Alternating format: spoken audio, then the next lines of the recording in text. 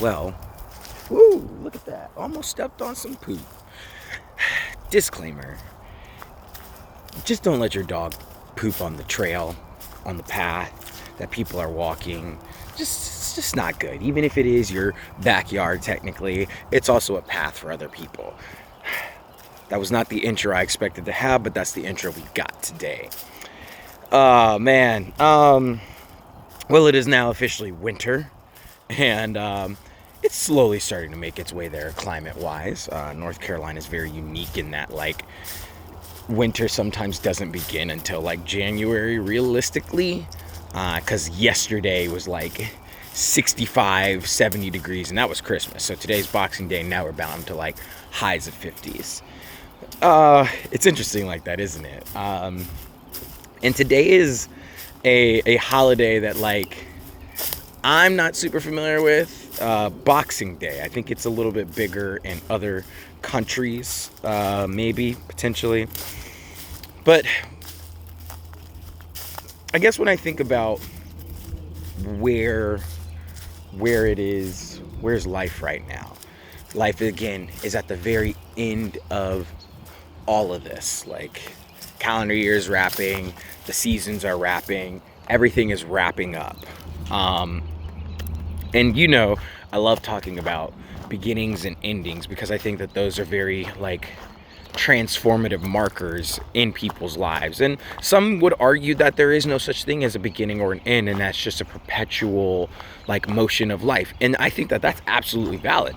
That's one fantastic way to look at the life. I also think that it's very fantastic to be able to denote and mark when a definite transition has occurred. And that takes some level of intentionality, you know, to figure out when exactly something has ended.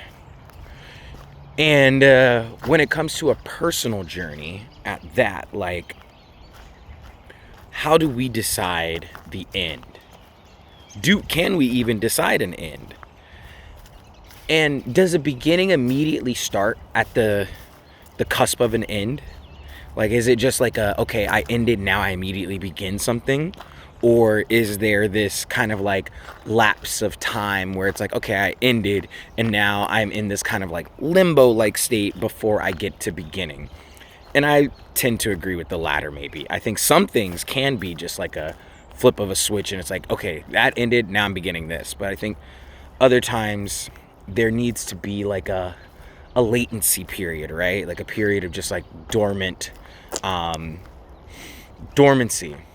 I think, if that's a word, maybe. Anyways, and I feel like that's what this particular time of year is. Like, the time between Christmas and New Year's is like, Christmas kind of feels like the last holiday, and then we have this random, like, 6-7 days of just nothing can really begin because everything just ended. You know, like, we work this calendar year, we get to this point, we get to Christmas, and it's like the week before Christmas, everything's just ending. Everything closes, it shuts down, people go in and gather. So a lot of the energy and momentum is just based around, you know, this year's over. And then, like, this week, we just sit here and kind of, like, twiddle our thumbs until the world kind of wakes up again. And it's interesting to think, like, what can transpire in the state of limbo? What can occur and what can be considered or created during this time?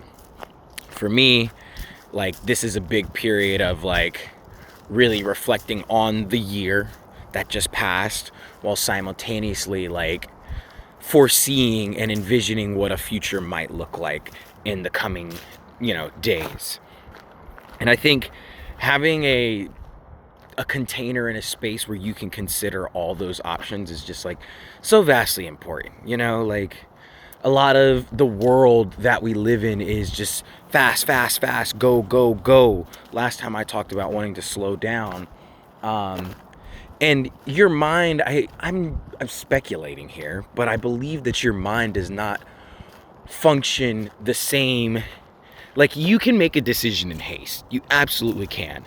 Now, you might not make the same decision if you didn't have to make it immediately. So there is a correlation between the length of time you have to discuss and debate a decision and the time that you actually actualize it. And I feel like that's what this week can be. Instead of just like jumping in and like having no if we were just on a perpetual cycle and there was no beginning or end, it's like, okay, now I just gotta immediately decide. Now I gotta do this. Now I gotta do that. Can be fun, can be useful. Some people live their lives like that, and that's wonderful. I think that our culture, specifically here in the States, isn't necessarily like designed and aligned for that, if that makes sense.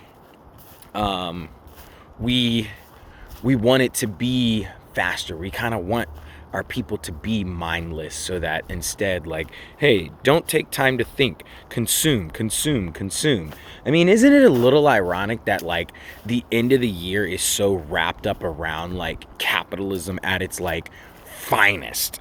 Like, nothing screams capitalism like the Christmas season. Truly. A maddening rush to complete all these productions and assignments. It's a season that is filled with people overextending themselves, both physically, mentally, emotionally, and financially. It's feeling this like sense of like traditional values that we have to adhere by, because like if we don't, then we're like a bad citizen or a bad person. Like, how many times do you hear about people who are like, you know, my family of origin and I don't get along, but I have to go spend time with them? I mean, they make movies about this stuff. Four Christmases with Vince Vaughn and Reese Witherspoon. Hilarious movie. That's literally what the concept is like, I don't want to spend time with my origin family, but Christmas is a time that I have to go adhere to traditional values, even though for the other 364 days of my life, I have not been living those.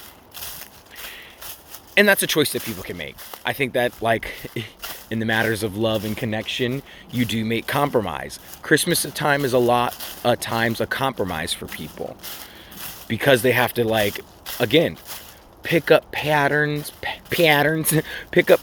and behaviors and traits that they might not normally have in their everyday life. But you know what really gets me is the tying of gift giving to love.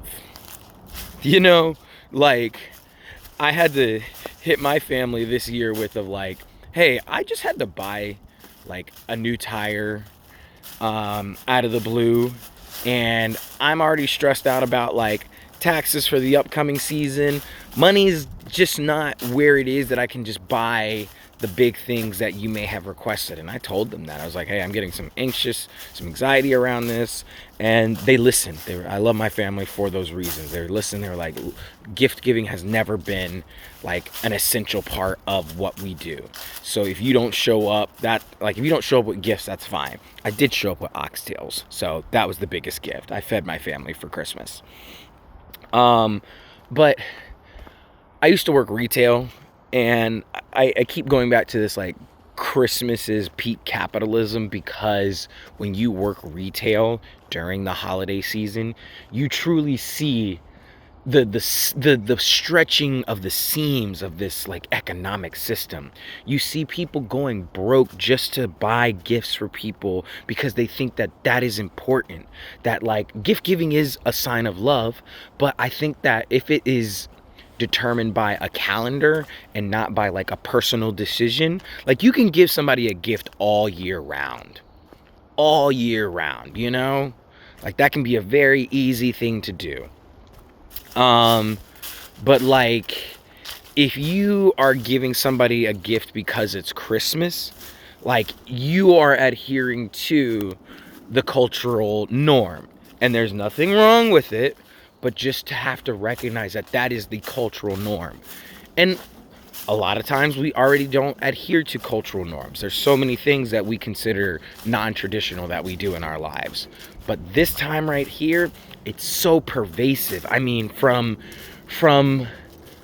like, take the concept of a holiday.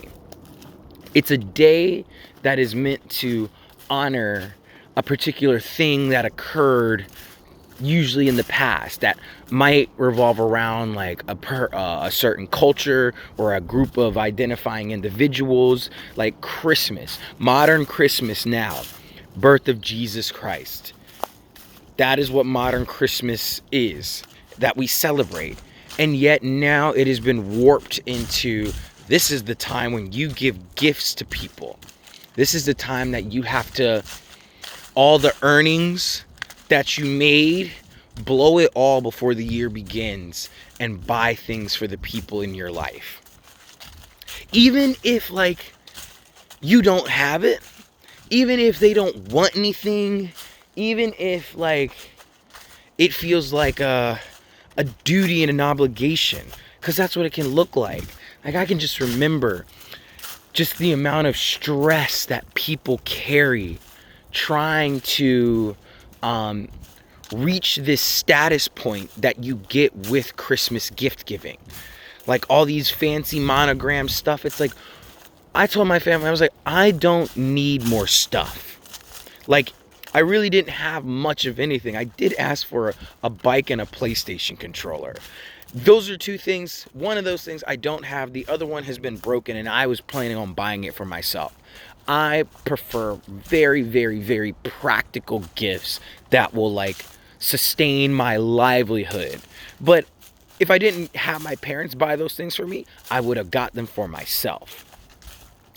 That right there is like, okay, I don't need a bunch of new things. I don't need new clothes. I don't need new shoes. I don't need all these new things. I'm only asking you for the essentials. And what's the difference between a gift that's an essential and a non-essential? Or a sentimental gift, like cooking a meal, telling a story, having time with the family. That's a very sentimental gift. And that's what I'm able to really give. And that's what I really want to receive. Is like, my parents are like, hey, we don't take it for granted that like our two adult children are here to spend Christmas with us. Like that is an amazing thing to them, that we choose to spend time with them.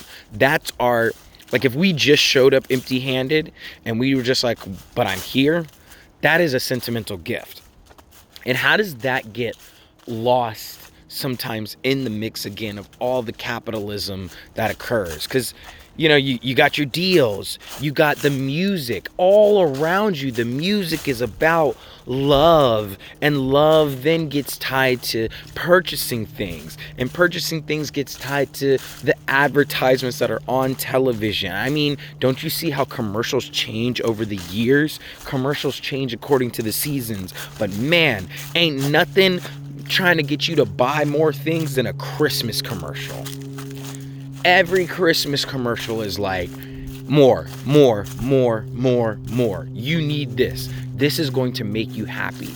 And that right there, ooh, the log looks different. That right there, to circle it all back around to an earlier video, that right there is the power of narrative in media.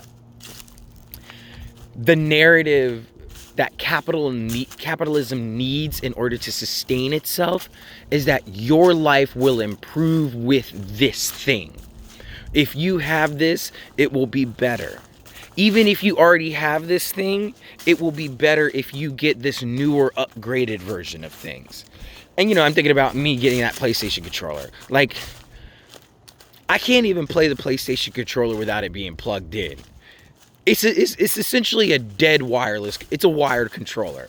And there's not a problem playing with a wired controller. But if I bought a wireless controller and it is no longer wireless, I would love to have a wireless controller again. That feels like a necessary replacement. Could I continue moving forward life without it? Sure.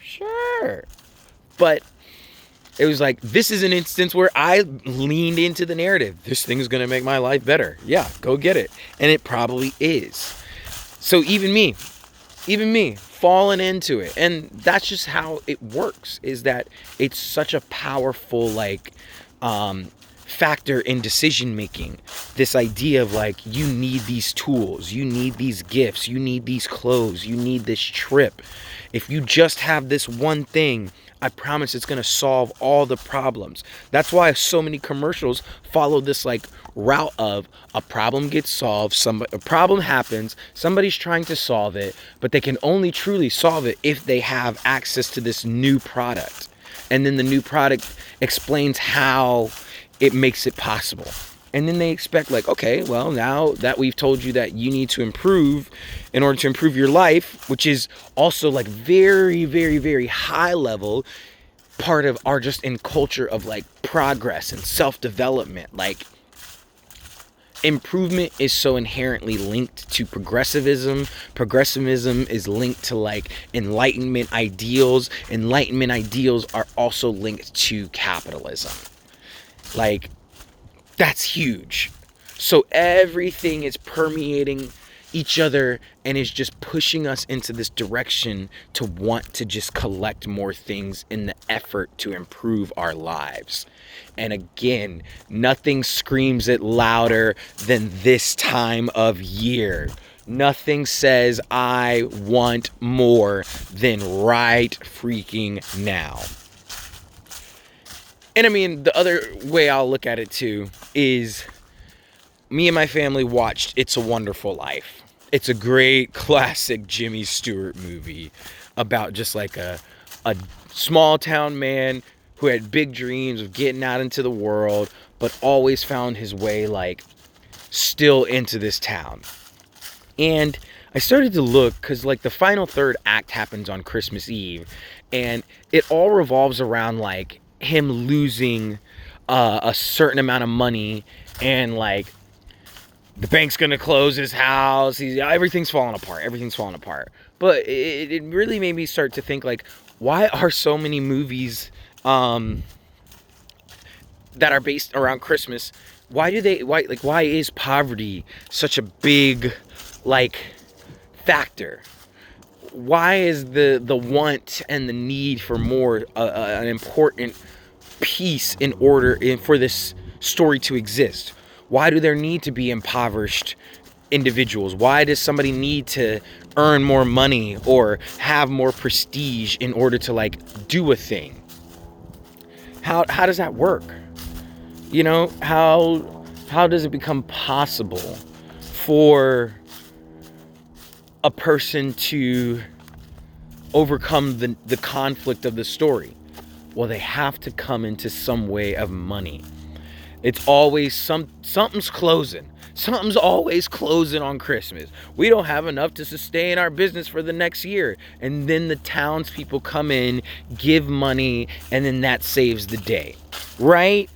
Right? You've seen this movie before, even if you've never seen this movie before. So it makes me wonder, like, why are specifically holiday movies wrapped around like poverty in the background? Because once again, capitalism is going to tell you that you have to go above and beyond in order to provide for your family. That's what it's going to tell you. You have to go above and beyond. Extraordinary means are going to come and make sense for you. Hopefully this makes sense too. I'm kind of just walking and talking, you know, it's nothing new. But like, it just got me thinking, like, why is it that we want to constantly see, like, why is it that somebody always needs some more money at this time of year? Oh, because this is a time of year where a lot of money matters. This is a time of the year where your money shows you how much you appreciate and adore and love people. Or at least that's what the movies want to make you think. So, kind of just was spitballing all over the place here today, but that's just how we do. Because once again, we're in a limbo period. We haven't began anything new, and we also just ended something. So in this period of time is a great moment to reflect on a lot of things that were observed and witnessed over the year. And that's a big one, is like just the nature and role that capitalism continues to have in our daily lives. And nothing crystallizes this economic system more than a day where a fat man sneaks into your chimney and gives you gifts. And don't even think about how parents have to do all the hard work and then give the credit to Santa Claus. Come on. Come on.